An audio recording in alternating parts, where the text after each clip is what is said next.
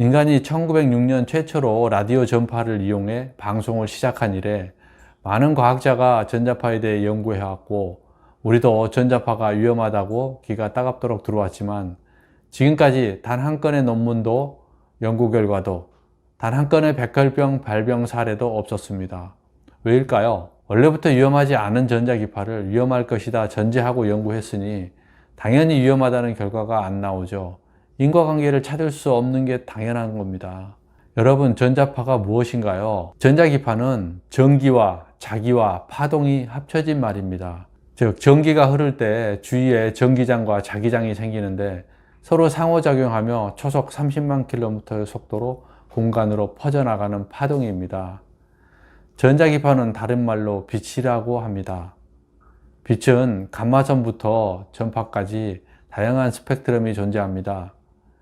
태양에서 오는 빛도 전자기파이고, 병원에서 CT, 엑스레이에 쓰이는 X선도 전자기파이고, 자외선, 우리가 세상을 볼게 해주는 가시광선도 전자기파이고, 라디오, TV, 송수신에 쓰이는 전파도 전자기파입니다.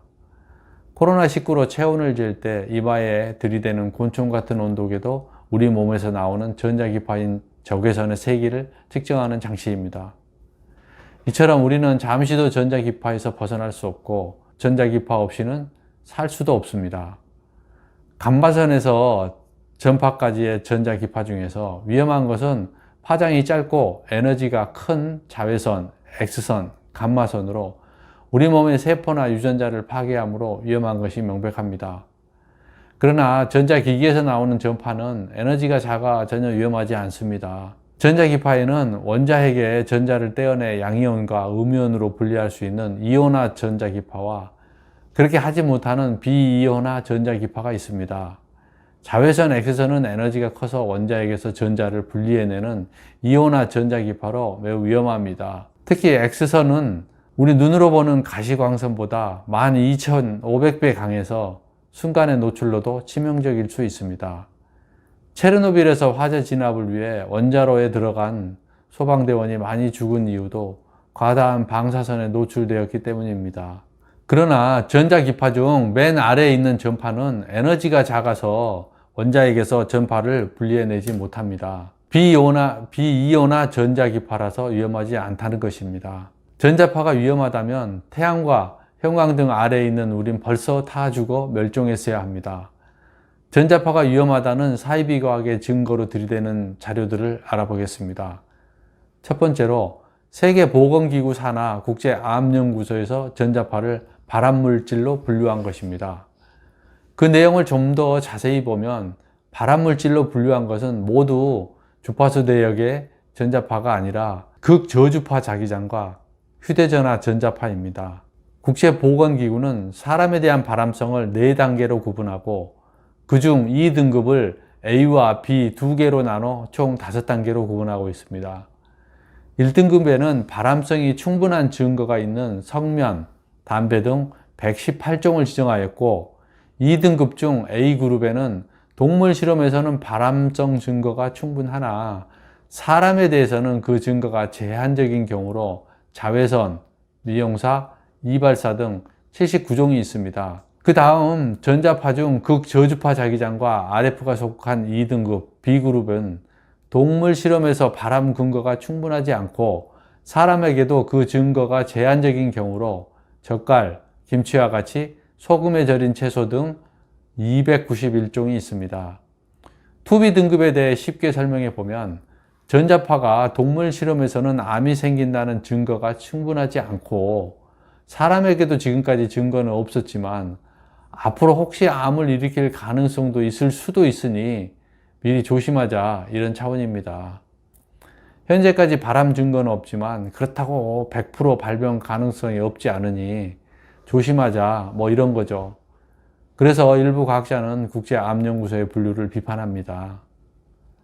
호주 시드니대 연구팀은 30년 동안의 자료를 활용해 휴대전화는 급격히 보급됐지만 뇌종양 발병률은 높아지지 않았다는 연구 결과를 내놓았고, 뉴욕타임스는 100만 명 이상의 여성을 대상으로 한 영국과 35만 명을 대상으로 한 덴마크의 연구에서도 종양과 전자파의 연관 증거가 나오지 않았다고 발표했습니다. 네덜란드에서도 1986년 12만 명을 대상으로 극저주파 자기장에 대해 연구했지만 극저주파 자기장의 노출과 심혈관 질환 사망 위험은 관계가 없다고 발표했습니다. 두 번째, 전자파 인체 보호 기준은 유럽은 4에서 10mgauss이고 국제 기준치도 62.5mgauss인데 우리나라는 883mgauss로 너무 높다. 그래서 우리나라 전자제품을 신뢰할 수 없다. 딱 봐도 유럽 기준의 200배를 넘으니 사이비 과학을 신뢰하는 쪽은 우리나라 인덕션을 사면 위험하다로 호도하기 딱 좋습니다. 전자파는 인체에 열을 내거나 자극을 일으키는데 전자제품에서 나오는 전파는 에너지가 약해 열을 낼 수 없습니다. 그것이 열을 낸다면 여러분은 형광등 아래에서 벌써 통구이가 되었어야 합니다.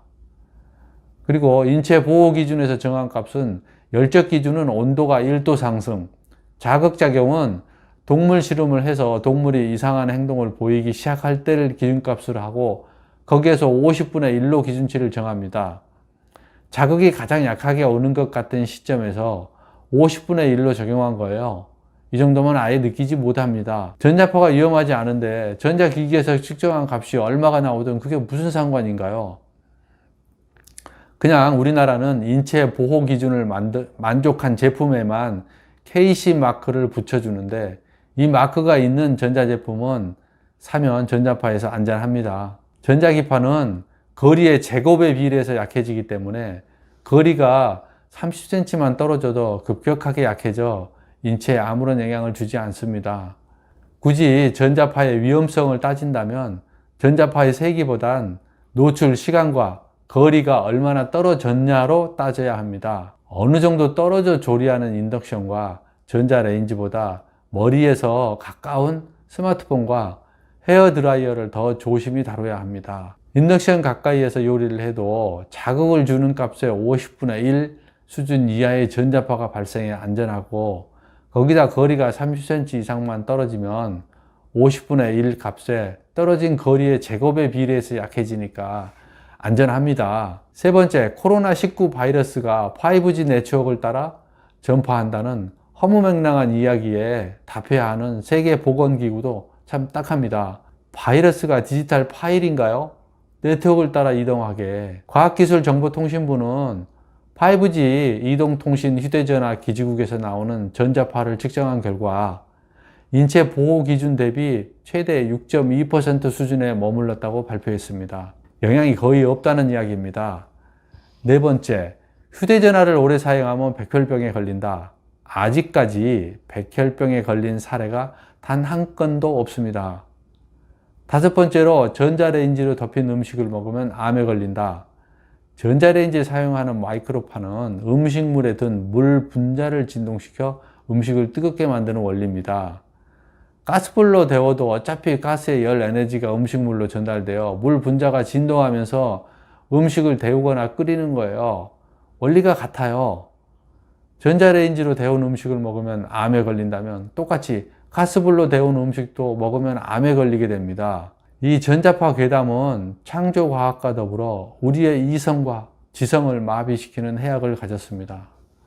여러분, 이 사이비 과학에 속지 마시기 바랍니다. 제가 지금까지 여러 가지 증거를 대가면서 인덕션의 전자기파가 하나도 위험하지 않다고 말씀드렸습니다.